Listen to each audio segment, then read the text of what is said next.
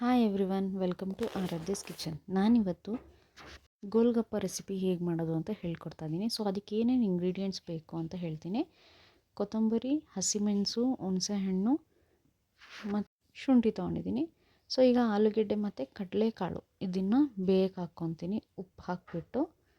ಮತ್ತು ಇನ್ನೊಂದು ಕಡೆ ಜಾರಿಗೆ ಹಸಿಮೆಣಸು, ಕೊತ್ತಂಬರಿ ಸೊಪ್ಪು ಮತ್ತು ಶುಂಠಿ, ಒಂದು ಇಂಚಷ್ಟು ಶುಂಠಿ ತೊಗೊಂಡಿದ್ದೀನಿ.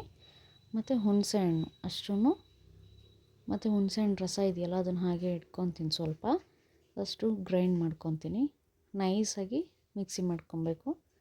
ಈಗ ಇನ್ನೊಂದು ಪಾತ್ರೆಗೆ ಆ ಮಿಕ್ಸಿ ಮಾಡ್ಕೊಂಡಿದ್ನಲ್ಲ ಆ ಪೇಸ್ಟ್ನ ನೀರು ಹಾಕಿ ಕಲಸಿ ಇಡ್ತಾಯಿದ್ದೀನಿ. ಸೊ ಅದಕ್ಕೆ ಉಪ್ಪು ಒಂದು ಚಮಚದಷ್ಟು ಉಪ್ಪು ಹಾಕ್ತಿದ್ದೀನಿ. ಮತ್ತು ಚಾಟ್ ಮಸಾಲ ಪೌಡರ್ ಇದೆಯಲ್ಲ, ಅದನ್ನು ಹಾಕ್ತಾಯಿದ್ದೀನಿ. ಒಂದೂವರೆ ಸ್ಪೂನಷ್ಟು ಸಾಕು.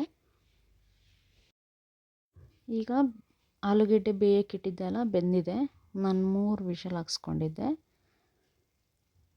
ಆ ಆಲೂಗೆಡ್ಡೆನ ಕ್ಲೀನಾಗಿ ಸ್ಮ್ಯಾಶ್ ಮಾಡ್ಕೊತೀನಿ.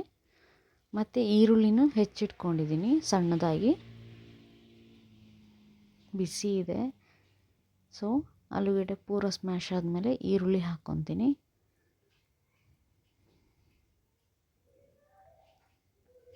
ಈರುಳ್ಳಿ ಸಹ ಸಣ್ಣದಾಗಿ ಹೆಚ್ಚಿಟ್ಕೊಂಡಿರ್ಬೇಕು. ಆದಮೇಲೆ ಕಡಲೆಕಾಳು ಬೇಯಿಸಿದ್ದೆ ಅಲ್ಲ, ಅದನ್ನು ಮಿಕ್ಸ್ ಮಾಡಿ ಕಲಿಸ್ಕೊತಾ ಇದ್ದೀನಿ. ಅದಕ್ಕೀಗ ಏನೇನು ಇದು ಹಾಕ್ತೀನಿ ಪೌಡರ್ ನೋಡಿ. ಖಾರದ ಪುಡಿ ಸ್ವಲ್ಪ ಹಾಕ್ಕೊತಾ ಇದ್ದೀನಿ, ತುಂಬ ಖಾರ ಇದೆ ಅನ್ನೋಕ್ಕೋಸ್ಕರ. ಅದು ನಿಮಗೆ ಎಷ್ಟು ಬೇಕೋ ಅಷ್ಟು ಹಾಕ್ಕೊಳ್ಳಿ. ನೋಡಿ, ಒಂದು ಮಿಕ್ಸ್ ಮಾಡಿಟ್ಕೊಂಡಿದ್ದೀನಿ. ಈಗ ಗೋಲ್ಗಪ್ಪನ ರೆಡಿ ಮಾಡೋಣ. ಆಲ್ರೆಡಿ ನಾನು ಅದು ರೆಡಿ ಇರೋ ಗೋಲ್ಗಪ್ಪನ ತೊಗೊಂಬಂದಿಟ್ಕೊಂಡಿದ್ದೀನಿ.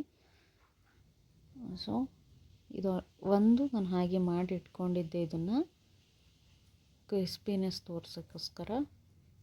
ಈಗ ಇನ್ನೊಂದು ಹೀಗೆ ಆಯಿಲಿಗೆ ಹಾಕ್ಕೊತೀನಿ.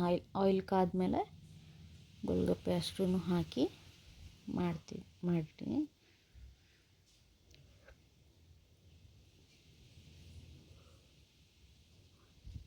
ತುಂಬ ಬ್ರೌನ್ ಆಗೋ ತನಕ ಬಿಡಬಾರ್ದು.